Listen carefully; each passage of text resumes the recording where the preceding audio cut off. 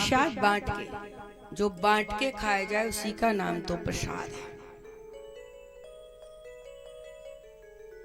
एक शिष्य थे, गुरु नानक देव से कहते हैं, प्रभु मैं बड़ी सेवा करता हूं, लंगर बना के घर घर से लाता हूं, दोनों जोड़ा है, पति पत्नी है, लंगर बना के लाता हूं, पर पता नहीं प्रभु मेरे घर के पाप नहीं कटते, कष्ट नहीं कटते। गुरु नानक देव ने कहा, ये बताओ कितना भंडारा बना के लाती हो? बोले महाराज 10 लोगों का, 20 लोगों का। फिर जाती हो तो क्या करती हो? बोले महाराज कुछ नहीं, बस प्रसाद ले जाती हो।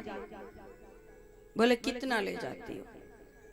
बोले पहले अपना, फिर पतिदेव का, फिर बालक बड़े का, फिर छोटे का, फिर बेटी का, फिर बेटे का, फिर पड़ोसन का, फिर रिश्तेदारी का, फिर फलाने का, और महाराज लाते तो 10 का है, धीरे धीरे वो 20 का हो जाता। ये सत्य।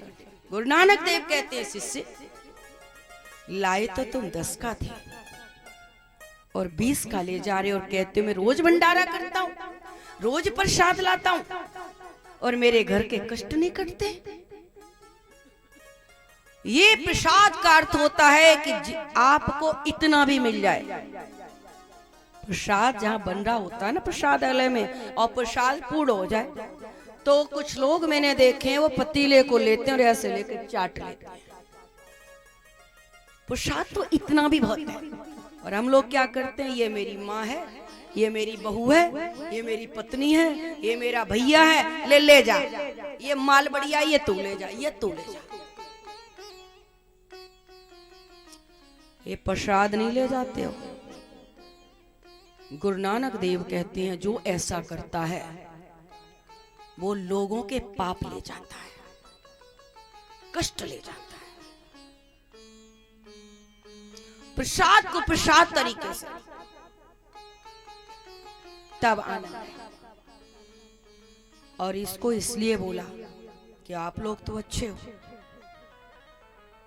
इस चीज का प्रचार होना चाहिए ताकि लोगों के पाप कटे, कष्ट कटे। लोग कहीं तक तो ये भी सुना कि साहब हमने तो भंडारे में 5000 रुपया दिए थे पर हमारे घर तो प्रसाद ही नहीं आया। तूने भंडारे के लिए दिए थे या फिर घर में परिवार के लिए दिए थे? दे के भूल जाइए, आपने प्रसाद बांटने को दिया है ना। ये कह के तो नहीं दिए कि मेरे घर में 50 लोग हैं उसका प्रसाद दे देना।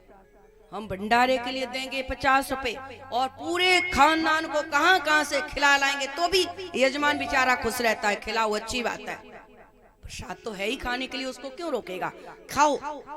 लेकिन पाने के बाद भी तब तकलीफ होती है जब प्रसाद भंडारा होने के बाद खबर आती है, भैया हमने तो इतना पैसा दिया था, मेरे घर में तो भंडारा ही नहीं आया। अरे घर में मंगाने के लिए दिया था या भंडारे में सहयोग किया था? आज चिंतन करना। मैं प्रत्येक दिन कहती हूँ एक नेक कार्य करो, आत्मनिरीक्षण करो। दूसरे पे उंगलियां उठा ली, बहुत उठा ली। संसार में कोई व्यक्ति ऐसा नहीं है जिसमें कोई न कोई दुर्गुण नहीं है कोई भैया? एक आदमी मुझे तो खोजने मिला नहीं। और कोई व्यक्ति ऐसा नहीं है संसार में जिसके अंदर गुण नहीं है।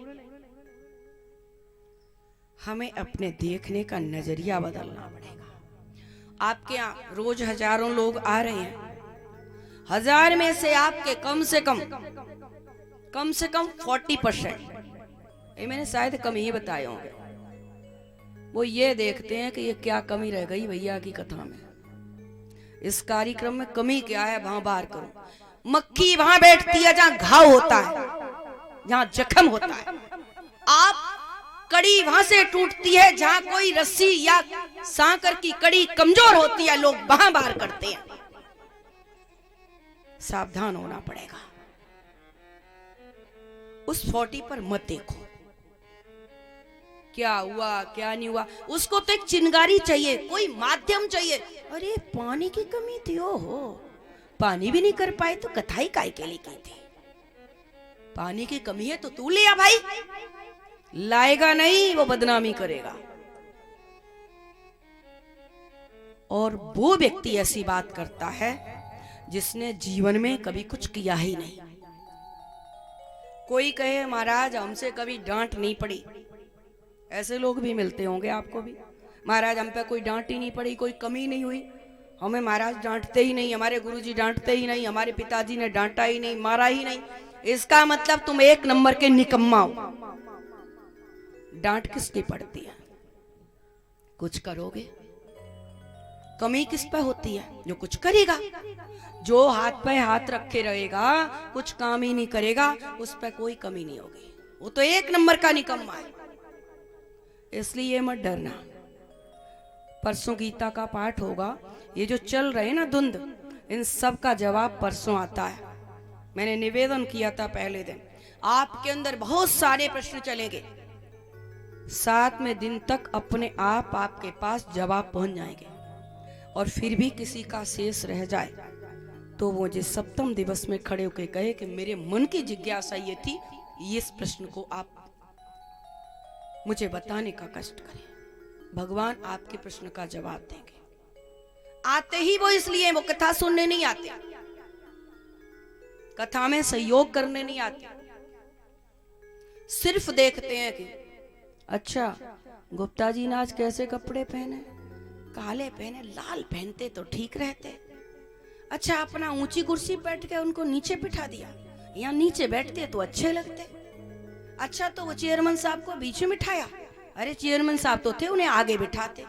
मतलब देखना ही उसको नेगेटिव है,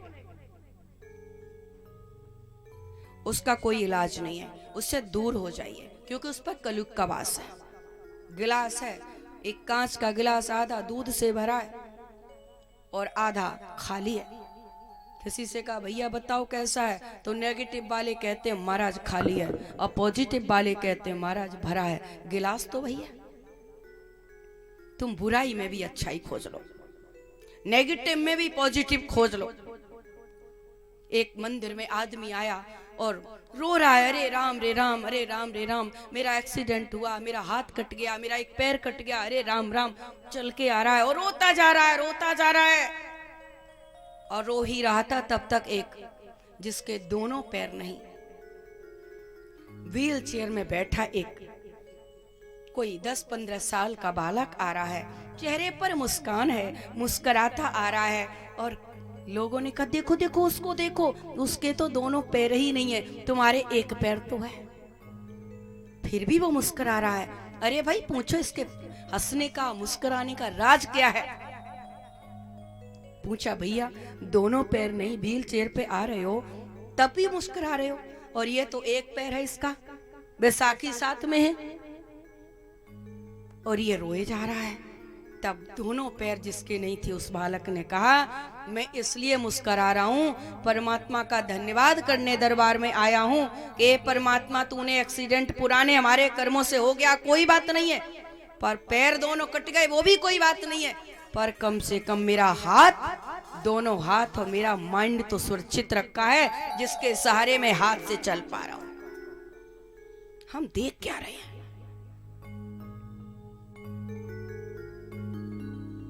इतनी सुंदर कथा, इतना आनंद वाला कथा, व्यवस्थित कथा।